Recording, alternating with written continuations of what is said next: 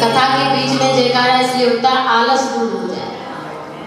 थोड़ा आलस आ ही जाता है, ये तो सब हमारे पीछे लगे ही हैं हाथ पैर धो के कि चलो निद्रा और ये आलस माया कि चलो बैठे यहाँ भले लेकिन दुकान पे ले चलो खींच के।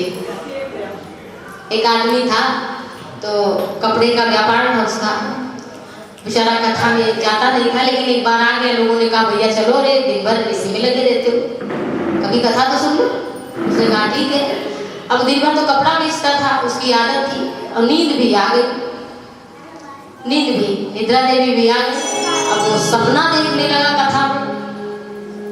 कथा में सो गया और सपना देखने लगा। और देख क्या रहा था वो कि ग्राहक आया है कपड़ा खरीदने, तो वो कह रहा है कि कितने कपड़ा है, सपने में कथा हो रही है लेकिन वो सपने में कथा में बैठे बैठे ये सब दृश्य देख रहा है। तो व्यापारी ने कहा कि देखो ये 5 रुपए मीटर कपड़ा बढ़िया कपड़ा है, इसमें सिकुड़न भी नहीं आएगी और बढ़िया एकदम आपका इसका कलर भी नहीं जाएगा। तो उसने कहा सपने में व्यापारी से कि भैया ऐसा है कि इसे 450 रुपए मीटर में लगाओ तो हम लेंगे। कथा में बड़ी भीड़ थी, लोग पास पास बैठे थे। तो उसने कहा, वो जाने लगा अगर नहीं देते आप तो हम जा रहे। व्यापारी लोग यही करते हैं, दुकानदार अगर आप जाने लगो तो कहते जरूर आइए तभी होता है।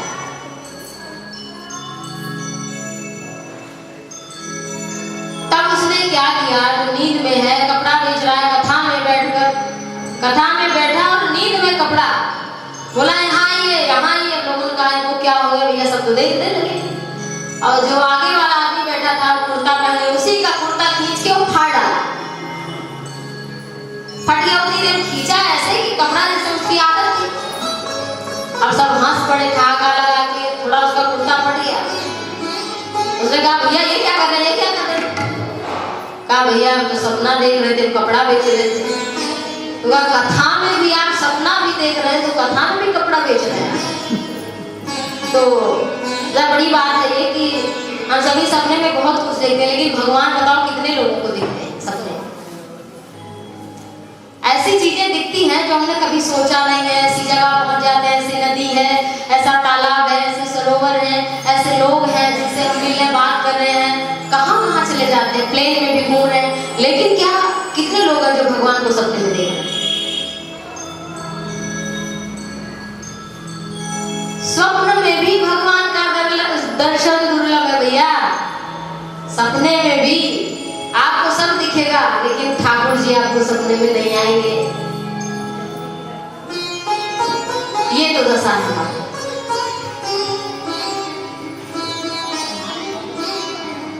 स्वभाव जैसा स्वभाव बनाते हैं वैसा ही बन जाता है।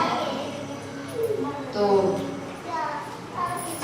ध्रुव जी ने 6 महीने, मात्र 6 महीने में 5 वर्ष का बालक, और हुआ क्या, जैसे कोई गजराज हाथी चढ़े तो नाव जो है डगमगा जाती है, ऐसे ही ये धरती एक तरफ झुक गई, सारे देवताओं की सांस रुक गई। सब मिलकर के भगवान श्री हरि के पास गए और क्या बोले, भगवान शिव देव नैवं विदामो भगवन प्राणरोधम चराचरस्याखिल सत्वधाम्ना विधेहि तन्नो वृजिनाद् विमोक्षम् प्राप्ता वयं त्वां शरणं प्रपन्ना। सारे देवता मिलकर के ब्रह्मा जी को और शंकर जी को लेकर के भगवान श्री हरि के पास पहुंचे और बोले, हे ठाकुर, हम सबकी सांस रुक रही है, हम सब लग रहा है मृतक हो जाएंगे, जबकि हम आपके इच्छा के बिना हमारी मृत्यु भी नहीं होगी कल्प के अंत के बिना। तो हे ठाकुर ऐसा क्यों हो रहा है? भगवान ने कहा, हमारा नन्हा सा प्यारा सा भक्त तपस्या में रत है, उसने श्वास रोक लिया है इसलिए ऐसा हो रहा है। सबने कहा, हे नाथ आप दौड़िए जाइए, हम सबकी रक्षा करिए। अब ध्रुव जी ऐसा ध्यान कर रहे हैं कि भगवान हृदय में प्रकट हो गई है। हृदय में भीतर पूरे रूप से भगवान के नख से लेकर शिखा तक उनकी मधुर मुस्कान, उनकी टेढ़ी चाल, उनकी मतवाली चाल, कैसे वो बैठे हैं, कैसे एक पैर पर एक पैर उन्होंने टेढ़ा करके रख रखा है, कमर में करधन है, कमल दल के समान सुंदर नेत्र, नेत्र में सुंदर लाल लाल डोरियां हैं, बनमाला है, कुंडल है मकराकृत, गले में वैजयंती माला है। ध्रुव को एक एक चीज दिख रही है, साक्षात चैतन्य रूप परमात्मा ध्रुव के हृदय में प्रकट है। और भगवान जब गरुड़ से दौड़ करके आए तो ध्रुव नेत्र नहीं खोले, क्योंकि जो भगवान बाहर खड़े हैं वो तो अंदर बैठे हैं। तो भगवान ने कहा क्या करें? भगवान ने अपने भीतर वाले रूप को हटा दिया। तो जैसे नाग बिना मणि के व्याकुल हो जाता है, ऐसे ही अकुला करके ध्रुव ने नेत्र जो खोला, देखा चतुर्भुज नारायण परमात्मा नारायण। बोलिए चतुर्भुज नारायण भगवान। शंख चक्र गदा पद्म से विभूषित, चारों दिशाएं सुगंधित हैं, शीतल मंद सुगंधित वायु बह रही है। यमुना का जो तट है अति पावन है, अति रमणीक, ऐसे सुंदर स्थान पर ध्रुव के समक्ष जब भगवान प्रकट हुए, दर्शन दिया। अब तो स्कूल भी नहीं गए हैं, विद्यालय। ध्रुव जी सोचते हैं कि भगवान की स्तुति कैसे करें, कोई पढ़ाई कोई श्लोक भी नहीं आते हमको, कोई चौपाई भी कैसे स्तुति करें। भगवान तो आके भाव की स्तुति से प्रसन्न हो जाते हैं। कोशिश की तो भगवान ने क्या किया, भगवान सुखदेव के सातम विवक्षन्तम तद्विदं हरिर् ज्ञात्वा सर्वस्य चाहृत्यवस्थितः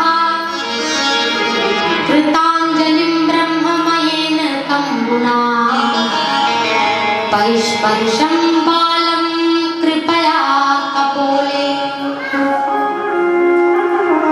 जगदाधार परमात्मा श्री हरि ने जो जगत व्याप्त है, अपने हाथों में लिए हुए उस वेदमय शंख को गाल पर स्पर्श कराया और समस्त वेद, समस्त शास्त्र, समस्त पुराण हृदय में उनको दिखने लगे। और ऐसे कि उनको पढ़ना नहीं है, स्वतः स्फुरित हो गई श्रुतियां। स्वतः जो भगवान का मुख है वेद, वो स्वतः अपने आप 5 वर्ष के बालक के मुख से अपने आप निकलने लगा। और आज जो ध्रुव ने स्तुति की है, यह स्तुति हर किसी को स्मरण करना चाहिए। ध्रुव ने क्या कहा? योवन्तः प्रविश्य मम वाचमिमां प्रसुप्तां संजीवयत्यखिल शक्तिधरा स्वधाम्ना अन्यास्त हस्तचरण श्रवणत्वगादि प्राणान् नमो भगवते पुरुषाय तुभ्यम् तेषां सततयुक्तानां भजतां प्रीतिपूर्वकं ददामि बुद्धियोगं तं तेन मामुपयान्ति ते। यह गीता का श्लोक है और भागवत का श्लोक। यो अन्तः प्रविश्य वाचमिमां प्रसुप्तां संजीवयत्यखिल शक्तिधरा स्वधाम्ना अन्यास्त हस्त चरण श्रवणत्वगादीन् प्राणान् नमो भगवते पुरुषाय तुभ्यम्। कहा, हे नारायण, आपने मेरी सोई हुई वाणी को जगा दिया। यो अन्तः प्रविश्य, आप तो मेरे हृदय में विराजमान हैं। यही भाव, यो अन्तः प्रविश्य वाचमिमां प्रसुप्तां, मेरी सोई हुई वाणी को जगा दिया। और संजीवयत्यखिल शक्तिधरा स्वधाम्ना, आप तो समस्त धाम समस्त जगत को शक्ति देने वाले हैं। और आपकी कृपा से अन्यास्त हस्त चरण श्रवणत्वगादि, हे भगवान, हे परम पुरुष, हे परमात्मा, हे जगदाधार, आपकी कृपा से तो ये हाथ उठता है, आपकी कृपा से तो कान सुनता है। नहीं तो ये कान तो मरने के बाद में भी भैया बना देता है कि नहीं? कान बाद में बना देता है, ये तो उड़ जाता नहीं कि मर गए तो कान उड़ गया, नाक उड़ गई, ऐसा तो होता नहीं। ये रहते सब हैं, लेकिन ये कार्य रहित हो जाते हैं। फिर इसका मतलब आज जो ध्रुव कह रहे हैं अनुभव करो कि कानों में सुनने की शक्ति परमात्मा ने दी है। ये तो जीवा किसकी है? चर्म की है। ये आवाज कहां से आ रही है? जरा सोचने की बात है। और हम चाहे 100 वर्ष जिए, चाहे 200 वर्ष जिए, चाहे 50 वर्ष, चाहे 30 वर्ष, चाहे 20 वर्ष, लेकिन ये क्या बात कभी खत्म हुई कि भगवान ने गिन कर वाणी दी है कि आपको 500 शब्द बोलने के लिए मिल रहा है? जैसे पेपर होता है, कहता 500 शब्द में, 10 शब्द में, 50 शब्द में लिखिए उत्तर को। ऐसा भगवान ने नहीं कहा, कितना भी बोलो। तो जब भगवान ने ऐसा दिया और भगवान ने प्रेम भरा है, प्रेम कितना भी बांटो कभी खत्म होने वाला नहीं है। इस गागर में सागर भर दिया है। जब भगवान ने हमें ये दिया है तो हम क्यों ईर्ष्या लेकर जिए, क्यों द्वेष लेकर? उससे मन मलिन होता है, बुद्धि मलिन होती है, विकार आ जाते हैं, मन व्यथित हो जाता है, माहौल खराब हो जाता है। ऐसा होता है। वही कान है, वही वाणी, वही मन, लेकिन देखो वही परिवर्तित हो करके किस तरह से परिस्थितियों को बदलता है। और भगवान कहते हैं किसी को बुद्धि चाहिए ना, तो गीता में भगवान ने कहा है तेषाम सतत युक्ता नाम, लेकिन भजताम प्रीति पूर्वकम। मुझे जो सतत निरंतर भजता है प्रीति पूर्वक, तो मैं क्या देता हूँ? ददामि बुद्धि योगम ते, मैं उसे बुद्धि योग दे देता हूँ। ते माम उपयान्ति ते, जो मेरी शरण में आ जाता है उसे मैं बुद्धि दे देता हूँ। उसे पढ़ना लिखना नहीं पड़ता। कबीरदास जी निरक्षर थे, निरक्षर, उन्हें कुछ नहीं आता था, और ऐसे साखी सबद रमैनी जैसी रचना की। तो कहां से किया? बस वो केवल उन्होंने कहा बस राम नाम आधार, उसी का आश्रय लेकर कितने ग्रंथों की रचना की। तो भैया ज्यादा पढ़िए लिखे नहीं, ये तो कथा कहने के लिए इतना, ये तो लगता है कभी कभी ना ये स्वाध्याय भी भार लगने लगता है। सच में आप इससे बचे हैं तो भी भगवान की कृपा है, नाम में जुटना है। ये तो एक साधन की कहना है। तो भाई अगर एक गलती हो जाए तो आप तो पकड़ लेंगे, देखिए वो श्लोक गलत हो गया और चौपाई गलत हो गई, और 99 श्लोक 99 चौपाई नहीं आता, लेकिन ये गलत हो जाए तो बड़ी मुश्किल है। इसमें निरंतर इसका स्वाध्याय करना पड़ेगा, आपको समय देना पड़ेगा। चाहे आप सो जागो ना, खाओ ना, लेकिन आप इसको समय दें। और वही समय अगर आप भगवान के नाम को दे देंगे तो होगा क्या कि आपको पढ़ना लिखना एक नहीं पड़ेगा, और जो वास्तविक ज्ञान है तक तो हृदय में प्रकट हो जाएगा। बोले बांके बिहारी लाल की जय जय श्री राम। भगवान ने दर्शन दिया और कहा जाओ ध्रुव। भगवान ने कहा कि जब जाओ तो ध्रुव ने कहा क्यों जाए, तो आपका दर्शन मिल गया। कहा इसलिए जाना है कि तुम जब आए थे यहाँ पर तपस्या करने तो क्या भावना लेकर आए थे? ध्रुव जी क्यों आए थे? राज्य की इच्छा से ना। तो भगवान ने कहा जाओ तुम राज्य करो, भोग करो, उसके बाद हमारी शरण में आना। तो क्या दिया? और ध्यान से कथा सुनिए, कथा में ही मन लगाइए। संभव 36,000 वर्षों तक का भगवान ने राज्य ध्रुव को दिया, 36,000 वर्ष तक का। और ध्रुव का विवाह भी हुआ, ध्रुव की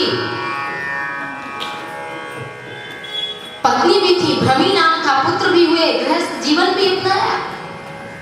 और भगवान से वचन लिया था कि ठीक है मैं घर तो जा रहा हूँ, लेकिन मुझे ये वचन दो कि जब मैं बुलाऊंगा तब आना पड़ेगा। तो भगवान ने कहा ठीक है। अब ध्रुव जी जाते और नौका विहार करते, कभी कुछ तो भगवान को बुला लेते।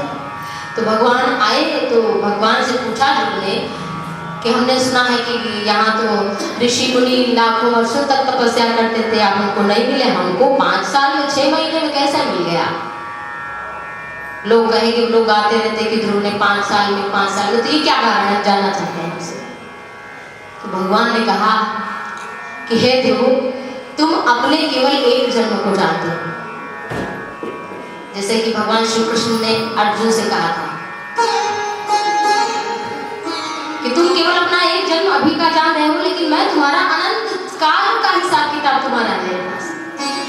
और भगवान ने दिव्य चक्षु दिए ध्रुव को, कहा वो देखो गुफा में बैठकर तुमने 5 लाख वर्ष तक तपस्या की थी, वो देखो तुमने एक पैर पर खड़े होकर तपस्या की थी, वो देखो पंचाग्नि से कर, वो देखो जल समाधि लेकर, वो देखो वायु का बढ़ करके। ध्रुव ने सोचा, रे मैं मुझसे इतनी तपस्या हुई है, और क्या तुम जान रहे हो कि मैं 5 साल में मिल गया? बस तुम्हारी केवल 6 महीने की तपस्या शेष रह गई थी, केवल 6 महीने की। अब वो मैंने नारद जी को भेजकर पूर्ण करा दी। जब तुम इतने बढ़िया मेहनत कर रहे हो तो कभी पढ़ने वाला बालक का अगर एक सवाल गलत हो जाए तो उसे फेलियर थोड़ी ना मान लेना चाहिए। अब्दुल कलाम जैसे महापुरुष इस देश में अभी जो हम सबके सामने, यद्यपि वो थे मुसलमान, लेकिन उनका जीवन चरित्र अद्भुत था। प्योर वेजिटेरियन, 2 कपड़े रखने वाले और हजारों किताब रखने वाले भैया, ऐसे महापुरुष, ऐसे महापुरुष आकर तो आप आ रहे हैं संसार में, तो ये अगर आप कोई अच्छा काम कर रहे हैं और ये आप भगवत पथ पर चल पड़े हैं तो इसका मतलब क्या है? आप पूर्व जन्म में कहीं ना कहीं आपकी कक्षा में एडमिशन हो गया था, तो भगवान फेल नहीं करते हमको कि एक सवाल गलत हो गया हमारा तो इनको फेल कर दो। भगवान कहते चलो एक गलती माफी, एक आध अगर कमी रह जाती है, यश अपयश कुछ भी मिल जाए, धन चला जाए, कुछ भी नष्ट हो जाए, लेकिन भगवान कहते से क्षमा करो। एक आध गलती तो वो देखते ही नहीं अपने भक्त की, और जो माया में फंसा है तो उसकी गलतियों का तो कोई हिसाब ही किताब नहीं। लेकिन जो भगवत भजन पर, तो ये ध्रुव को बता रहे हैं कि तुम्हारी केवल इसी जन्म की तपस्या नहीं है ध्रुव, ये अनंत जन्मों की तपस्या केवल 6 महीने बची थी, और तब तुम्हें मैं मिल गया नारद जी को भेज करके। तो ध्रुव ने कहा, प्रभु आप तो धन्य है, नहीं तो ये जन्म भी चला जाता। और जब ध्रुव जी पहुंचे तो उनका बड़ा सम्मान हुआ। जब जीव भगवत भजन करने लगता है तो भले ही वो आयु का छोटा हो या धन से कमजोर, आर्थिक उसकी स्थिति बढ़िया ना हो, या थोड़ा सा रूप भी गड़बड़ हो, उसका सुंदर ना हो, लेकिन उसे समाज में सम्मान मिलने लगता है, उसे पूजनीय माना जाता है। तुलसीदास की गलती एक कोई नहीं देखता है, उनके सब गुणों को ही देखते हैं, जबकि संत जन यद्यपि उनकी गलती नहीं थी, तो भगवान ने माया को छुड़ाने के लिए ऐसा ही कोई रच देते हैं कि ये कहीं भागे तो निकले तो इससे, लेकिन हम सबको उपदेश देने के लिए तो ध्रुव को समझाया। और जब ध्रुव घर आए तो उनका बड़ा सम्मान हुआ। माता पिता वही जो श्रुचि थी, जो कह रही थी जाए, वही सबसे पहले आरती लेकर आए। जैसे चुंबक में लोहा स्वतः जाता है, दौड़ता है कि मैं चिपक जाऊं, ऐसे ही जो भगवत भजन करने लगता है, जो भक्ति मार्ग पर प्रशस्त धीरे धीरे कोशिश करता है, तो उसे गुण लाना नहीं पड़ता। जीव सरिता सागर हो जाही, यद्यपि तारी कामना नाही, तीन सुख संपत्ति भी नहीं बुलाए, धर्म शील पर जानी सुहाए। जो धर्मवान बनेगा उसमें समस्त सद्गुण अपने आप आएंगे। समिट समिट जीव भरन तलावा, जीव सद्गुण सज्जन पहियावा। सज्जन बनते हैं तो सद्गुण स्वतः। और उत्तम गए, उदंड थे तो जंगल गए, यक्षों से युद्ध किया, वहां उनको यक्षों ने मार दिया। ध्रुव को पता लगा तो ध्रुव यक्ष को मारने लगे। मनु महाराजा ने समझाया कि बेटा कि ये साधु का मार्ग नहीं है, अहिंसा वृत्ति ही अपनाओ। अब ये छोटी छोटी चीजें हैं, इनमें बहुत विस्तार है कथाओं का, थोड़ी अपनी छोटी मोटी बुद्धि भी प्रशस्त हो जाती है कुछ कहने सुनने के लिए। तो समझाया, उसके बाद कहाँ गए, गंगा तट पर, वहां भी खूब तपस्या की बाद में ध्रुव ने। उसके बाद उनके पापों का जो छोटा मोटा शेष और शेष प्रारब्ध इत्यादि बचा था वो सब खत्म कर दिया। और फिर जब भगवान के धाम से विमान आया तो मृत्यु देवी आकर सामने खड़ी हो गई। मृत्यु देवी आया है जो जाएगा राजा रंग फकीर, और को सिंहासन चढ़ चले, को बंधे जंजीर। ये कौन सा लोग है भैया? ये मृत्यु लोग है। यहाँ जो आया है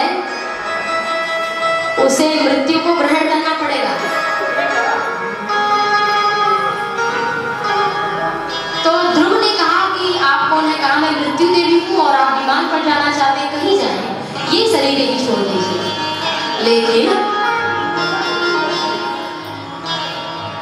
भगवत भजन से विमान इतने पास आया कि मृत्यु देवी नतमस्तक होना पड़ा। भगवान ऐसी कृपा की कि मृत्यु को नतमस्तक होना पड़ा और विमान पर चढ़े थे।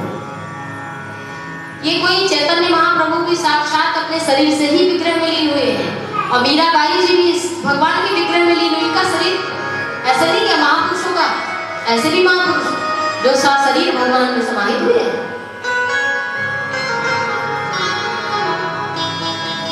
चिदानंद में दे तुम्हारे विगत विकार जान अधिकारी, अस्याव देव देव वपुषो मदनुग्रहाय स्वेच्छामयस न त भूतमयस कोपि। भगवान जो है जैसे चिदानंद में उनकी देह है, विगत विकार रक्त मांस मज्जा से निहित नहीं है, वो दिव्य है, चैतन्य है, तो उनके भक्तों का दुख भी वैसे हो जाता है। और जब ध्रुव विमान पर जाने लगे तो उन्हें बड़ी चिंता हुई कि जिस माँ ने हमें भगवत कार्य में लगाया था तो उसका दर्शन तो नहीं हो रहा है। पत्नी को लेकर नहीं, यहाँ देखिए माँ जिसने प्रथम भगवत भजन में लगाया, तो ध्रुव को एक चिंता हुई कि हमारी माँ कहाँ रही। तो कहा पार्षदों ने कि देखिए आपकी माँ आगे जा रही है, आप तो चिंतन में है, ध्यान में देखिए, वो आपकी माँ विमान पर बैठी है। जिस माँ ने आपको भगवत भजन में लगाया है वो आपसे पीछे नहीं जा रही है, वो आपसे आगे जा रही है। हर माँ को शिक्षा लेना है कि बालक जब बड़ा हो तो बस उसे यही नहीं पापा है ABCD, वो जरूरी है, यद्यपि कई भाषाओं का ज्ञान हो, तेलुगु मलयालम हिंदी अंग्रेजी इत्यादि कितनी भी भाषाएं आ जाए, लेकिन इसके साथ साथ अपने बालक को राम कहना भी सिखाओ, कृष्ण कहना भी सिखाओ, उसे कथाएं भी सुनाओ। अब तो लोग पूछते हैं ये कौन से भगवान है, कौन से बच्चों को कुछ पता नहीं। अरे आप कैसे माता पिता हैं इतने, अगर अपने बालकों का कल्याण चाहते हैं तो थोड़ा सा उन्हें प्रशस्त करिए, थोड़ा सा उन्हें एक नींव उनकी मजबूत बनाइए। और बहुत बड़े लिखे लोग हो जाते हैं ना, संस्कार नहीं रहता तो वो जेल में चले जाते हैं, जेल में चले जाते हैं, माता पिता को दुख देते हैं। तो इस तरह से ध्रुव का बड़ा ही सुंदर चरित्र, और ध्रुव तारा रूप में भी हम सबको दर्शन देते हैं। बोले ध्रुव महाराज की। तो इस तरह से नारद जी की कृपा से, माता की कृपा से, भगवान श्री हरि की करुणा से ध्रुव जी ने अपने पूर्व जन्म की तपस्या के कई सारी चीजें हैं, इसमें कई सारी चीजें हैं, तो उसके बल पर भगवत प्राप्ति की। और ये काया मुक्ति मिली है तो हम सभी अरे